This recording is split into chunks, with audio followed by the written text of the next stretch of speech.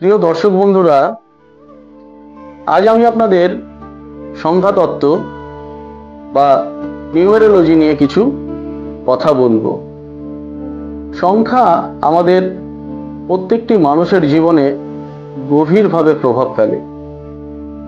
সংখ্যার ওপর আমাদের জীবনের সফলতা, আমাদের জীবনের ব্যর্থতা অনেকটাই নির্ভর করে।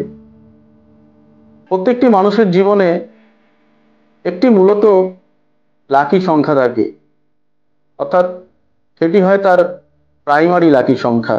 তার পাশাপাশি তার কিছু সাপোর্টিং লাকি সংখ্যা যেমন থাকে, তেমনি তার অ্যান্টি সংখ্যা অর্থাৎ বিরোধী সংখ্যা বা অশুভ সংখ্যাও থাকে। আমরা জীবনের বিভিন্ন কাজ বা আমাদের বিভিন্ন গুরুত্বপূর্ণ জিনিসগুলো আমাদের অজান্তেই দেখতে পাই যে আমাদের জীবনে যা কিছু শুভ হয় আমার ওই লাকি সংখ্যা অনুযায়ী হয়, বা আমার জীবনে যা কিছু অশুভ হয় সেই অশুভ সংখ্যা অনুযায়ী। এমনকি আমার জীবনের বিশেষ বিশেষ কিছু ঘটনাও ওই সংখ্যা অনুযায়ী যেন হুবহু মিলে যায়। এখন আমরা আমাদের এই লাকি সংখ্যা কিভাবে নির্ণয় করব? এই লাকি সংখ্যা নির্ণয়ের ছোট্ট একটি সহজ পদ্ধতি রয়েছে। পরবর্তী সময়ে আমি বিস্তারিতভাবে বিভিন্ন মাসে বিভিন্ন তারিখে জন্ম হলে কি ধরনের আপনাদের ভাগ্য বা আপনাদের জীবন হতে পারে, বা আপনাদের জীবনে কি কি ঘটনা ঘটতে পারে তা নিয়ে বিস্তারিত আলোচনা করব। আজ মূলত আপনার লাকি সংখ্যা কিভাবে নির্ণয় করবেন তার উপর আমি একটু বলে নিই। আমাদের প্রত্যেকের মানুষের জন্মের সংখ্যাটিকে আমরা লাকি সংখ্যা হিসেবে ধরি, অর্থাৎ জন্ম তারিখ সংখ্যাটিকে। যদি 1 থেকে 9 তারিখের মধ্যে আমাদের জন্ম হয়, তাহলে আমাদের ওই যেহেতু সিঙ্গেল ডিজিট সংখ্যা অর্থাৎ একক সংখ্যা, তাই যদি কারো জন্ম 1 তারিখে হয়, সাপোজ সেটি 1 জুলাই হতে পারে, 1 জুন হতে পারে, 1 ডিসেম্বর হতে পারে, তাহলে তার লাকি সংখ্যা মূলত 1। এবার যদি জোড়া সংখ্যায় আমাদের জন্ম হয়, ধরুন কারোর জন্ম 14ই ডিসেম্বর হলো, তাহলে তার লাকি সংখ্যা হবে 1 + 4, 5। বা ধরুন কারো জন্ম হলো 26শে নভেম্বর, অর্থাৎ 2 + 6 = 8।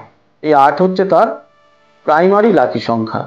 এর পাশাপাশি আমাদের পুরো যে জন্ম তারিখটা, অর্থাৎ ধরুন কারো জন্ম হলো 13ই জুন 1975 সাল, তাহলে এই 13ই জুন অর্থাৎ 13 + 6 + 1975কে যোগ করে একটি সংখ্যা আসবে। সেই সংখ্যাটি ধরে নিলাম 32 এলো, তাহলে 32 মানে 3 + 2 5, অর্থাৎ 13ই জুন তার প্রাইমারি লাকি সংখ্যা হচ্ছে 3 + 1, 13ই জুনের 4।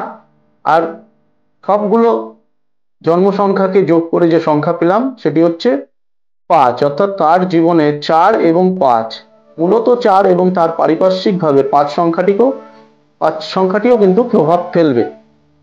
এবার দেখা যায় আমাদের জীবনের এই মূল সংখ্যা এবং আমার যে সেকেন্ডারি সংখ্যাটি অর্থাৎ পারিপার্শ্বিক সংখ্যাটি যদি বন্ধু স্বরূপ হয়ে যায়, অর্থাৎ আমার লাকি সংখ্যার পাশাপাশি সেই সংখ্যাটি যদি আমার লাকি সংখ্যার সহায়ক সংখ্যা হয়, তাহলে কিন্তু আমরা জীবনে অনেক বেশি সাফল্য পেতে পারি। অথবা যদি আমার মূল সংখ্যার পাশাপাশি আমার সেকেন্ডারি সংখ্যাটি যদি আমার বিরোধী বা অশুভ সংখ্যা হয়, তাহলে কিন্তু আমাদের জীবনে অনেক বাধা বিঘ্ন আসতে পারে। আসুন দেখে নিই যাদের জন্ম সংখ্যা 1 বা যার জন্ম সংখ্যাকে 1-এর পাশাপাশি সেকেন্ডারি কোনো সংখ্যা তাকে প্রভাব ফেলে, যদি সেই সংখ্যাটিও 1 হয়, তাহলে মূল সংখ্যাটি বারবার যদি 1 আসে, তাহলে সে ধরনের মানুষের কি ধরনের ভাগ্য হতে পারে। যাদের প্রথম সংখ্যা 1, 1 হচ্ছে ঈশ্বরের প্রতীক, অর্থাৎ আমাদের যে সংখ্যার শুরুই কিন্তু 1 দিয়ে। এই 1 হচ্ছে রবির সংখ্যা।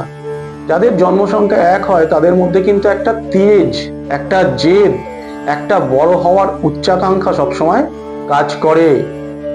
সূর্য যেমন সৌরমণ্ডলের প্রধান গ্রহ, তাই 1 সংখ্যার লোকেদের মধ্যে নিজেকে প্রধান করে রাখা, নিজেকে কমান্ডিং জায়গায় রাখা, যে কোনো ব্যাপারকে নিয়ন্ত্রণ করা, লিডারশিপ করার একটা প্রবণতা থাকে, এবং এরা সবসময় জয় নিশ্চিত হবে এমনভাবেই মানসিকভাবে দৃঢ় এবং এগিয়ে যাওয়ার মানসিকতা রাখে। এরা খুব ভালো সংগঠন চালাতে পারে, এরা খুব ভালো অনেক মানুষকে নিয়ে চলতে পারে, এবং এরা অনেক মানুষকে কন্ট্রোল করতে পারে। এরা খুব বেশি ছোটখাটো ব্যাপারে নজর দেয় না। এরা কে আমার বদনাম করলো, কে আমায় খারাপ কিছু বললো, ছোট ছোট বিষয়গুলোকে সবসময় অ্যাভয়েড করার চেষ্টা করে। ফলতে এরা জীবনে অনেক বড় কাজ করে উঠতে পারে।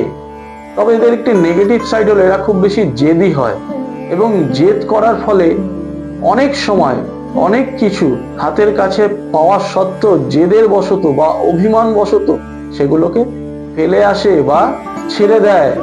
এরা নিজের চিন্তায় চলে এবং নিজে যেটুকু বোঝে সেটুকুই করার চেষ্টা করে। দর্শক বন্ধুরা, আমি আজকে এক সংখ্যাটি নিয়ে আপনাদের বললাম।